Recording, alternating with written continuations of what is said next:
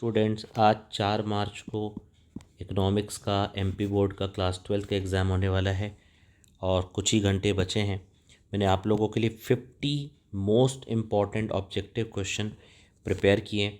एक बार आप लोग ज़रूर देख लेना ताकि आपका अच्छे से रिवीजन हो जाए। चलिए सबसे पहले शुरू करते हैं। The fundamental economic problem being faced is unlimited wants and scarcity of resources. पहला नहीं हो सकता, लिखा है अनलिमिटेड ह्यूमन वांट्स, ये तो सही है। लिमिटेड वांट्स अनलिमिटेड रिसोर्स, ये गलत है। लिमिटेड वांट्स एंड लिमिटेड है तो ये भी गलत है। तो क्या सही है? Unlimited wants and scarcity of resources. दूसरा नंबर, when total utility increases marginal utility. Marginal utility क्या होता है? पॉजिटिव रहती है और डिक्लाइन करती है, क्योंकि जब टीयू बढ़ता है तब मार्जिनल यूटिलिटी गिरते जा रहा है लेकिन पॉजिटिव रहता है। इसका आंसर है D. Expansion in demand leads to. जब एक्सपेंशन होता है तब क्या होता है? Downward movement along the demand curve. Fixed cost is known as. Fixed cost को हम और क्या बोलते हैं? सप्लीमेंट्री कॉस्ट बोलते हैं। Which cost never become zero? Answer is fixed cost. Following is not the feature of perfect competition. Large number of buyer and seller, ये तो फीचर होता है। परफेक्ट नॉलेज भी फीचर होता है। यूनिफॉर्म प्राइस भी। इसका आंसर क्या है? रिस्ट्रिक्शन। ठीक है, तो बोल रहा है कौन सा इसमें से फीचर नहीं है ना? नॉट द फीचर, ये तो फीचर्स हैं, ये फीचर नहीं है restriction. Real flow is also known as physical flow. Which of the following sector comes under the category of tertiary sector? Service sector. Who regulates money supply? Reserve Bank of India. At equilibrium level, saving equals to investment. Fill in the blanks. Aggregate demand is also called as aggregate expenditure. ठीक है, the central budget is prepared by finance minister. Supply of commodity is a part of its stock. The relationship between inputs and output is called production function. Law of demand is a qualitative term. Price ceiling is made by the government. Price floor is also called as minimum support price, MSP. Microeconomics and macroeconomics both are interdependent. National income is computed annually. Reserve Bank of India was nationalized on 1 January 1949.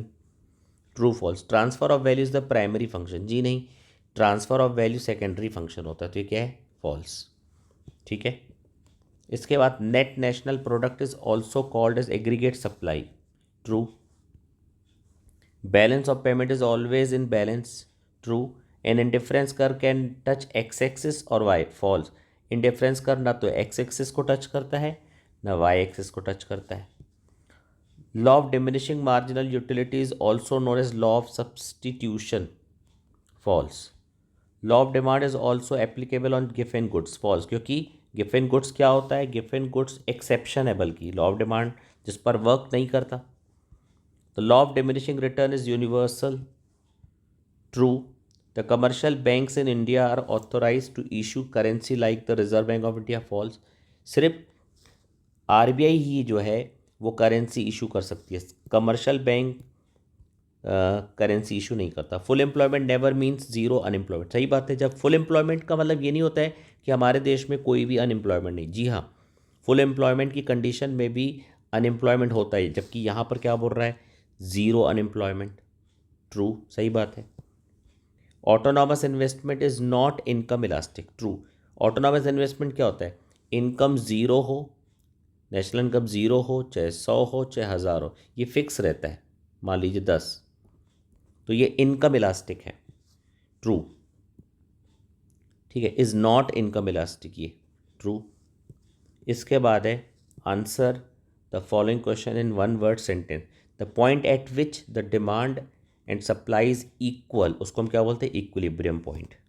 ठीक है, चलो next, the sum total of fixed cost and variable cost, total cost, give another name of opportunity cost, alternative cost, direct relationship, price and quantity supplied, other factors remaining unchanged is known as law of supply.